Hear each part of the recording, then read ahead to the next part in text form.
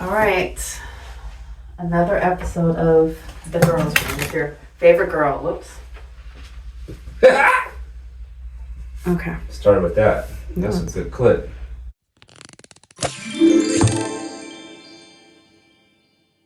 So I think for me personally, I want someone that likes to financially and physically support me. Well, But it's not a deal breaker. most all the dudes time. with money have pride in that because that's why they are carrying themselves that way. So, but like if a broke dude had the opportunity to pay for stuff, he would, you know. So, yeah. It's all about the stage that you're in. Yeah, Like- and a lot of dudes. So if you're dating, that's just what I'm saying. Especially If you're in LA. dating a dude between the ages of 18 to, I would say mid 30s, get into mid 30s, whatever. You don't know what the person has gone through to be where they're at in the stage that they are. Some people are late bloomers. If you're dating a dude, there's a lot of people out here with no mothers. So no fathers. So these are single. Some people have been raised by their mother, and you're expecting them to be a man when they've never seen what a man's supposed to be at. So that they have these standards over them that they're not even aware of until they start dating. Maybe they start dating in their mid-20s when they finally have some money, they finally have some status, and then they meet a woman that's like, oh, they have all these rules and stipulations. The dude is clueless. So I feel like a lot of women mature faster than men. So a lot of women, have matured faster. And if you're 25, he's 25, maybe he's 5 years behind you. So then you would say that being taught how to be a man, one of those things is by supporting your woman Say it while again. dating. Because you said a lot of these men haven't necessarily been raised by men and don't know how to be a man. Yeah, I mean, special cases, not a lot. I don't know the Well, no, generally speaking. Yeah, generally But speaking. generally speaking, then does that mean that being a man is paying for a woman? Because that's the connection that I drew from your statement. for on- women. To some women, that's what they believe a man is. They believe a man is paying for stuff, but it's that's what I'm saying. You got to take it with the times. So let me say this: I do believe that a male should be the provider. If in my power, let me speak for myself. If it's within my power, which it is, I wouldn't really want my woman to lift a finger. But I also know that it comes with a great responsibility and great sacrifice that I'm putting in. So Yeah. but I'm just now realizing like the sacrifice and the time you really have to put in if you really want to protect and provide. I could find a woman right now and then we can split stuff and maybe I'll pay more than the other. But if you're looking at me like I'm less of a man because I can't provide yet, Yeah. then yeah, we can't date. I need to find a woman that understands timelines and grace. And a lot of women just don't have that. Yeah. Mothers aren't teaching that to their women, nor fathers. So you learn it through podcasts and shit. And then you that's why it's all weird. Like I think people just need to give each other grace when they're going out on these dates because you don't know what a person's gone through. Like let's say today, fires just happened. Someone just lost all their shit. There's no insurance. Now you're a man. You're looking at this man like, man, he ain't got nothing. Like he's this and he's that. Why is he so sensitive? And he could be a millionaire with great ideas and just on hard times for a season. And a season can last a year or two. So if you really want to be a woman, not if you really want to be a woman, but have you as a woman thought like what are you willing to sacrifice along with this man? And if you're like nothing, then just second guess yourself about partnership. If you're like, nah, I shouldn't have to, then look at your posture. Look how your posture is. And maybe your posture is the reason why you keep on getting the same dudes and you're not happy. Give people grace. Dang. We just went to church. We actually did just go to church, so I And guess. that was it. Yeah, I mean, there was something that you said about just different stages. And I think that having those conversations, especially while you're dating a person, at longer than maybe like the first date or the second date, and actually like, okay, we're dating each other, that's where the conversations really happen.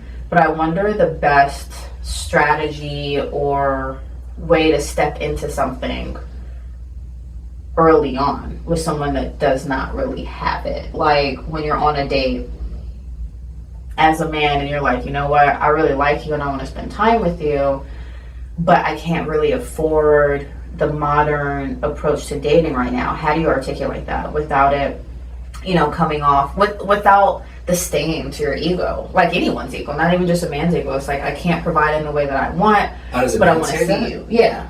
Oh, I mean, do you just like avoid going out altogether? Do you like sit? Well, I'll speak for myself. When I was not working or I didn't have that much money, I didn't date. Because I couldn't. I was like, I remember meeting, and this was like early 20s, and I was meeting girls that were like 23, 24 that had their own apartment and was making money and everything. And I was still trying to figure out what I wanted to do in life. Yeah. And so I was like, I just stopped dating, So. And you wouldn't just go into a situation where you're just doing free dates? Or is that like... No, yeah, I would. Like, and that's what I would do. But as far as offering them more, talking about a partnership outside of the immediate attention I could provide, I was like, look, this is all I could provide for right now.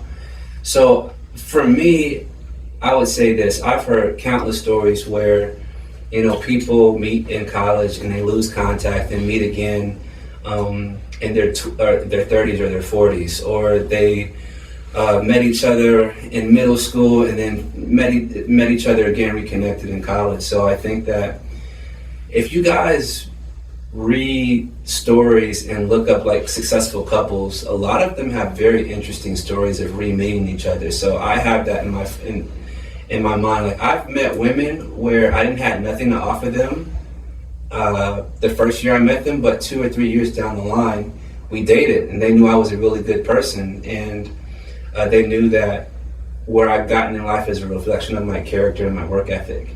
But you can't see that work ethic or character if you're like, fuck you on the first date because you're not paying. Yeah, I think, like you said, the heart posture is the most important thing. So, like, it definitely shouldn't be like, you suck because you're in a hoopty. Like, that's horrible, and I feel like that leads people into, like, bankruptcy and depression and just, like, anger and this whole, like, domino effect, which I really dislike.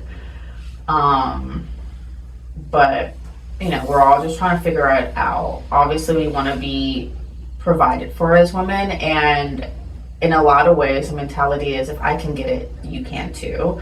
But we're also not doubling our expenses by taking you out all the time. So I understand there's a weight. I really get it. And sometimes a lot of times I feel bad for you guys. I'm like, or not bad, but I get it. Like, I will say I empathize with the burden of having to carry the financial weight, because I think that that's something that is harder to gain in a lot of ways. Like, being a supporting role and whatever skills and characteristics that the woman does provide over time, yeah, it takes time to be nurturing and all that stuff, but to become a millionaire, it doesn't happen overnight. So it's like, you want to be able to still be yourself and still be able to go out on dates and not be called out for it. Yeah, it's hard. It's hard for everybody to make a million sometimes, Sometimes. I mean, because there are people making it, so I hate to discredit those millionaires, but yeah, that's not me. That's not this. And then also check really what's going to make you happy. And I think that when you're young and when you're in our age group, people don't have the foresight. Like, at 25, you want a man to have all this wisdom and have all this money and treat you like this, but you don't even know yourself. Like, chill out. Chill somewhere. Yeah. And I think at our nice stocky age, in our 30s, Speak for yourself. I'm 32, but I feel 25. Yeah. No, I feel 32. I just feel really good. And people are like, really, at 32 I feel blah? I'm like, no, I feel great. So I think there's a little bit more of an expectation on where we're supposed to be at, even though I'm like at this stage of really grinding. Well, I gotta edit things, but I'm at this grind mode, so like I definitely don't want to hold it against anyone else that had a similar like trajectory as me. Like, you should have been able to, you know, be a little frivolous in your 20s or whatever it is. I have certain like traits that I want to see in a man that I don't carry. So I'm like, okay, I'm grinding right now, but I would hope that you would have been doing it a little longer. Not putting it like, or not holding it against you if you haven't. I just want my partner to be, you know, have that provider and ambition, maybe even a little more than me, just as a personal preference on who I want to engage with. But again, not holding it against you. We'll just have to make sure that you have ambition, and let's talk about it. Like, if we really want to have a partnership, let's figure it out. But of course, like early on, it is kind of icky for you to ask me to pay for things, because it also requires a lot of money for me to even get to where we are dating wise. Like, it takes a lot more money for me to get my hair done, my nails done, all my clothes are really expensive, and you guys just wake up and you take a shower and you go. You don't have to do your makeup, so there's still like sweat equity too that we have. So I mean, just my hair alone, and I'm not even doing much with my hair, is, you know, $100, and that's low. Nails, $150. Toes, like, come on, it's a lot of money that a lot of women go through for maintenance, especially the type of women that you want, you know? So I think that needs to be taken into account as well, because if we're talking about financial burden, I want to be paying as much money on myself if I wasn't dating. I'm gonna just be honest. Like, I'm probably not gonna be getting the same amount of facials, getting my hair done the same way. I'm gonna be roughing it. Not crazy, I'll still be presentable, but if I'm dating regularly, I have to get my nails done. I have to, like, you know, be a little more posh, and that costs hundreds of dollars. It doesn't. It does. No, it really does. I'm not talking about the money and everything and why you're dating. Like, I know I've dated plenty of women that just wore their natural hair and their natural hair. I mean, I do too, but this is, like, more natural. Like, well, even the products you use, the maintenance, the time it takes. Do you usually go out with women after you're going to be ready in 20 minutes? No. 2 hours. I mean, for me, it could be 20 minutes sometimes, because if we've been dating and I'm not putting on makeup, 20 minutes, cool. But I'm just saying that should be taken into account as well. But it shouldn't overshadow anything. No guy is taking that into account. Of course, because guys are like, but we're not paid for the steak. It was $100, but I'm like, we would not be here if I had not already paid $300 to get here. Yeah, and we wouldn't be here if... And your haircut was what, $50? Yeah, but then the gas and the picking and up. Our cast, nobody's picking anybody up anymore. Arranging. Everyone's meeting up. Arranging, I pick up. Arranging where you're going to go. Like, you guys most of the time, guys don't even arrange that. But you ask what do you want to do. I'm saying what girls want. I'm saying, girl... And we don't get it. Well, then you're dating the wrong dudes, because this is what I do. I definitely have. You know, that's what I'm saying. You're getting there. That's why we're doing these little looks in the mirror. Right, yeah. We're all dating the wrong men, but I think that modern dating is just showing us that, like you said, we're all stupid. First date out, he doesn't date men. He's not gay. He just wants everyone to know he's not gay. But is there a problem being gay? Oh, I'm not going to do this with you. That's why I'm not showing my face, because of that bullshit. Whatever, okay. All I'm saying is, as a woman, we don't want to pay. I don't think you should pay. I think you should wait until somebody, like the man, presents an idea. If he looks at the bill. And it's just kind of like, stupid looking. Yeah, if what your expectations are that you never touch anything ever, then you got to find that man that is financially well off. If you don't want to wait for it, then, like, be upfront. Don't call him names. You know, that's obviously very immature.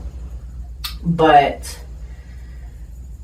we're all navigating this together. So we're both dating. I mean, this man, he's so profound, and I'm over here like, I'm just trying to learn and to understand from a man that's in a relationship, while I'm just like trying to date as many men as possible. so that I can understand what it is I like and what I don't like, and I'm gonna find out what I like by experience. And I think I don't like paying for anything ever. Now, I know that might come with some compromises, like control, just because I've experienced it. I was once outside as well. I remember the cold. It's cold. It's shivering out here. It's Somebody cold. hand me a blanket. It's sort of cold stupids. It's a whole bunch of cold stupids, but don't be one of the cold stupids.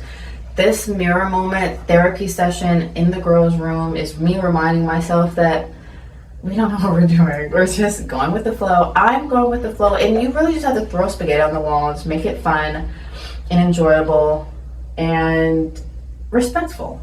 Like, I want to be respected. People don't know where I'm coming from, so you have to communicate. I'm learning so much more about communication and the power of it. But yeah, I'm thankful that because I'm a woman, I don't have to think about me not having, like, me not being where I want to be financially and that disrupting my ability to date. I can still date for sure. And if I wanted to be that person that does take advantage, I could probably do that. I mean, it would hurt my heart. It would convict me so much. I couldn't. And I feel like that's why I offered to pay and did pay the last time, because I'm like, I don't want to be a burden. I don't want to take advantage. And I don't know. I just wasn't really thinking. And with that, thank you, Mr. Hand in the corner, for giving some beautiful insight. Can y'all see it? Can you see the hand? I can see it. All right. Actually, I can now see your face. Let's get it. Can you see my face, bro? No. Okay. Yeah, so we'll be back for more in the girls' room. Hopefully I'll have another guest, but my friends don't like to show their face because it's crazy and dating is scary. But until the next time with the IRLs, the girls' room. Any lasting words? Anything you want to say as we So the takeaways is the takeaway? both of you guys are idiots. Give grace. Give grace. And I would say if he goes Dutch on the first date, or ask you if you're going on, ask you to go Dutch on the first date, at least spend time to get what his background is, his history. Like, is he? You're gonna do that before you pull the check up? No. I'm saying before you leave the relationship completely. If you think he's a decent dude, take some time, and it takes a couple months to really get to know somebody. Especially if you guys are both busy, 2 to 3 days you're not going to do it. So I would say get to know them, their family background, and then that will show you how much compassion you should or should not give to a person. It's up to you. But yeah, give grace, show compassion, be patient. You guys are both stupid, but the great thing is you guys can get smarter if you do. The patience, the grace. I think Dutch on a first date is really icky. But that's just me personally. I now do not consider this to be a date. We are just friends. And unless you're just so freaking cool to hang out with, I don't want to go out on a date with you anymore, because I'm in an era of saving money. And I'm like, well, I don't want to do all this stuff and I got to pay for myself, and you really not even that funny. It's a waste of my time. It's a waste I'll just hang out with the girls. Half the time we treat each other, so why am I gonna hang out with you? You have to be some special type of man for that to not bother me. Like, God would have to tell me that is your husband. And with that.